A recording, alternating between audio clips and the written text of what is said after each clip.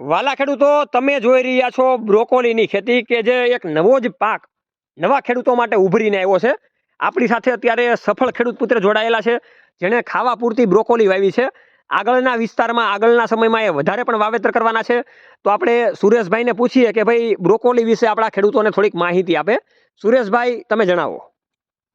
સાગરભાઈ, જે અત્યારે બ્રોકોલીનો પાક છે, હા, વર્ષોથી એમાં આવું છું. તમે જોવો છો કે રેડ ભીંડા મારે પણ હોય છે, યસ યસ.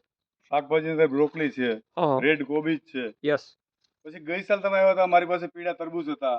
હા હા પછી ઉપર ગ્રીન અને અંદર પાઇનેપલ ટાઈપ તરબૂચ હતા. હા હા આ જે બધી વસ્તુઓ હતી, નવીન નવીન કંઈક ને કંઈક આપણે વાવતો હોય. અને જસ્ટ આપણે એક રાત એટલે કોઈને સમજાવતા હોય છે કે આ ટાઈપની વસ્તુ આવે છે. આપ જોઈ શકો છો કે અંદર આ બ્રોકોલી શરૂઆત થઈ ગઈ છે. ઓકે, બ્રોકોલી તૈયાર થાય છે. બ્રોકોલી કમ્પ્લીટ છે. Yes yes. આ છે એ મોટું થશે. હા હા 900 રૂપિયાના આજુબાજુના ભાવ હોય પર કેજીના. ઓકે. વધારે પણ હોય. હા હા આ વસ્તુ છે એ તમને ઓનલાઈન બિયારણ મળી જતા હોય છે. યસ. હળસ કંપનીમાંથી મળતા હોય, સારી સારી કંપનીમાંથી તમને મળી જતા હોય હા છે. હા પછી ઘણી વખત એવું થાય કે તમને કોઈ એવા સ્ટોર હોય ત્યાંથી આ મળતું હોય. માનો Yes. કે રિલાયન્સ છે તો રિલાયન્સમાંથી મળતું હોય. હા. ઘણી વખત એમાંથી તમને આ વસ્તુ મળતી હોય. જ્યાં આ વસ્તુ મળતી ના હોય ઓકે એ વસ્તુ થાય છે.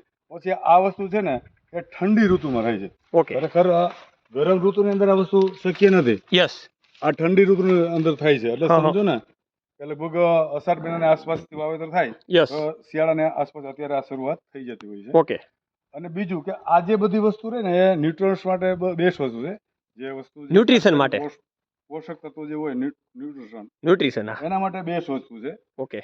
અને રેડ ભીંડા છે એ પણ એના માટે બેસ્ટ વસ્તુ છે. તો તમને મેં બતાવેલું પેલા. ઓકે. એ બધી વસ્તુ સારી સારી હોય છે. હવે મારે સુરેશભાઈ તમને એ પૂછ્યું છે, છેલ્લે તમે એ કહી દો આનો બજાર ભાવ કેટલો હોય? બજાર ભાવ સમજો ને કે જે રિટેલ છે ને એ 900 રૂપિયાની આસપાસ હોય. પણ 60-70 રૂપિયાની આસપાસ ત્યાં તો આરામથી મળી જતા હોય બજારમાં. ઓકે. ખેડૂતોને મળી જાય. અને આની અંદર એવું છે કે જે રોગ જીવાત છે એ પણ આવતા નથી. એનાથી ખાવા માટે પણ ફાયદા. કારણ કે અત્યારે ઘણી એ જોઈ છે કે કેન્સરના અંતે જે રોગ જીવાતો યસ. તો એની અંદર પણ આમાં સારામાં સારું ફાયદા છે. તો ખૂબ આભાર સુરેશભાઈ તમારો. વાલા મિત્રો, સફળ ખેડૂતના અવાજને સાંભળવા માટે આપણા આ પ્લેટફોર્મને તમે હરહંમેશને માટે ફોલો કરતા રહેજો, જેથી કરીને આવા સફળ ખેડૂતનો અવાજ તમારા દિલ સુધી પહોંચે અને તમને વધારે ખ્યાલ આવે. જય જવાન, જય કિસાન.